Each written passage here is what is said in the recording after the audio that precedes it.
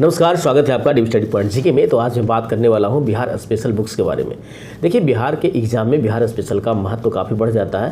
हालांकि देखिए, कहीं भी जैसे बिहार एसएससी वगैरह में इसमें सिलेबस में कोई चर्चा नहीं होती है, लेकिन यदि बीपीएससी की बात करें तो बीपीएससी जो पीसीएस का एग्जाम होता है उसमें बिहार स्पेशल का बहुत ही ज़्यादा योगदान होता है। और आपको पता होगा कि 69 बीपीएससी का जो सिलेबस है ना, सिलेबस आपको कहिए सिलेबस तो ये पैटर्न में एक बदलाव किया गया है। मतलब अब जो बीपीएससी के प्रश्न आते हैं उसमें उसका लेवल काफ़ी अच्छे होते हैं, मतलब अपर लेवल का क्वेश्चन अब पूछे जाते हैं।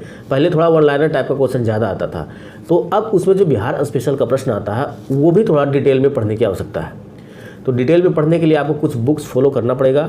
और मैं आपको एकदम आज शॉर्टकट में एकदम बहुत ही अच्छा बुक बताने वाला हूँ कि देखिए, बिहार स्पेशल के लिए 2-3 बुक बहुत फेमस है। जैसा कि आपने पहले भी सुना होगा, इम्तियाज़ अहमद वाली जो किताब है, एक है आपको क्राउन वाली जो है, एक केबीसी नैनो वाली। ये 3 किताबें बहुत ज़्यादा प्रचलित हैं।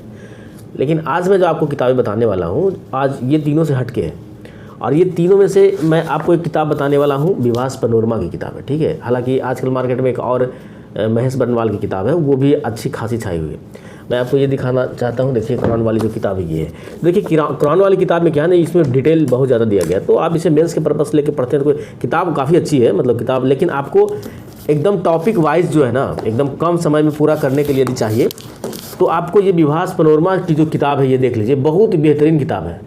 इससे आपको क्वेश्चन देखिएगा तो लगभग क्वेश्चन आपको इसमें टैली करेगी। यहाँ पर देखिए, एक बार पूछा था बीपीएससी में कि जो यहाँ पर था, यहाँ पर देख लीजिए, अक्टूबर के माह में तो कौन सा त्यौहार जो है मनाया जाता है, उसमें डेट के साथ पूछा गया था प्रश्न।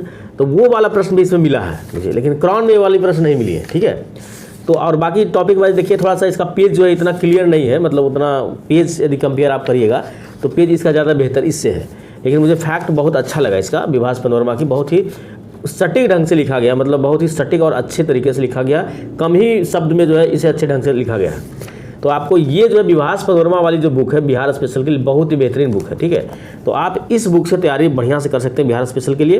विभास पैनोरमा बिहार लोक सेवा आयोग प्रारंभिक में मुख्य परीक्षा के लिए है। बिहार एक अवलोकन 2000 अब नया रहेगा तो 24-25 रहेगा, ठीक है। तो आप इसे जरूर लीजिएगा।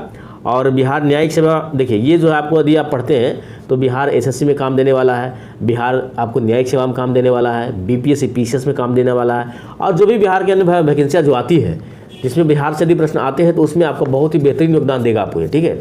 और मैं हमेशा कहता हूँ कि कोई भी जब एग्जाम देते हो तो उसका डिटेल पढ़ने के बाद, जैसे इस किताब से आपने पढ़ लिया, तो पढ़ने के बाद जितना प्रश्न लगा सकते हो आप उतना बेहतर होगा। जैसे आप कितना प्रश्न लगा, देखिए ये एमसीक्यू वाली किताब है, इम्तियाज़ अहमद और रजनीश कुमार। तो कोई भी एक किताब, वैसे मैं आपको सजेस्ट कर रहा हूँ, ठीक है। लेकिन आपको मान लिया ये किताब से ज़्यादा कोई दूसरी किताब अच्छी लगती है तो आप उससे भी पढ़ सकते हैं, कोई दिक्कत नहीं है। लेकिन कोई भी किताब पढ़ने के बाद आपको एमसीक्यू पूरा लगाते रहना है। उससे क्या होता है ना कि जो आप पढ़ते हो ना वो पूरा अपडेट होते रहता है, बार बार आपको पढ़ने की ज़रूरत नहीं पड़ेगी। तो उसके बाद एमसीक्यू लगाना बहुत ज़रूरी है। तो उसके लिए एमसीक्यू आपको ये वाली किताब एकदम बेहतरीन है। नया वाला जो अपडेट आया है और अच्छी किताब है, बिहार एक परिचय वस्तुनिष्ठ, इम्तियाज़ अहमद और रजनीश कुमार। तो ये किताब आपको लगाना है। कोई भी किताब पढ़िए, ये वाला एमसीक्यू लगाना ही लगाना है। और कोई भी किताब में यदि आपको एमसीक्यू मिलती है तो आपको एमसीक्यू लगाते रहना। उससे आपको क्या होगा ना कि वो फैक्ट एकदम फैक्चुअल आद हो जाती है। एमसीक्यू लगाने से बहुत फ़ायदा होता है, समझ गए ना। और उसमें थोड़ा थोड़ा डिटेल जो लिखा रहता है वो और अच्छे काम करते हैं, बहुत ज़्यादा। मतलब आप जो पढ़ोगे समझे कि वो आद हो गया। तो कोई भी सब्जेक्ट हो, यदि आप उसको बेहतरीन बनाना चाहते हैं तो पहले डिटेल पढ़िए, डिटेल के बाद एमसीक्यू लगाते ही रहिए। देखिए, ऐसा क्यों कहा जाता है, जितने भी टीचर्स हैं, बड़े बड़े टीचर से आप सुनते हो कि प्रैक्टिस सेट लगाओ, प्रैक्टिस सेट लगाओ। प्रैक्टिस सेट क्यों लगाने बोलते हो? क्योंकि आप जो भी चीज़ का एग्जाम दे रहे हो वो सिलेबस के अकॉर्डिंग उसमें प्रैक्टिस सेट बनाया जाता है कि कौन सा सब्जेक्ट से कितना प्रश्न आएगा। उससे क्या होता है कि जो आप पढ़े हैं तो उससे आपका रिवीजन होते रहता है, कहीं से भी उस टॉपिक से प्रश्न आ जाएगा। तो वो जो प्रैक्टिस सेट जो अच्छे टीचर होंगे वो आपको ये भी बताएंगे, यदि तैयारी कम से कम 60 या 70%, 80% जब आपको हो जाए तब प्रैक्टिस सेट लगाइए। स्टार्टिंग से यदि आप बिना तैयारी के प्रैक्टिस सेट लगाओगे तो फ्रस्ट्रेशन के अलावा आपको कुछ नहीं मिलेगा, ये जान लीजिए। तो आपको तैयारी करने के बाद सभी लोग इसीलिए बोलते हैं कि प्रैक्टिस सेट लगाओ, क्योंकि वो टॉपिक आपको बार बार रिवीजन होता रहेगा। कोई भी चीज़ है तो रिवीजन होता रहेगा, इसीलिए सभी लोग सजेस्ट करते हैं कि प्रैक्टिस सेट लगाते रहिए, ठीक है।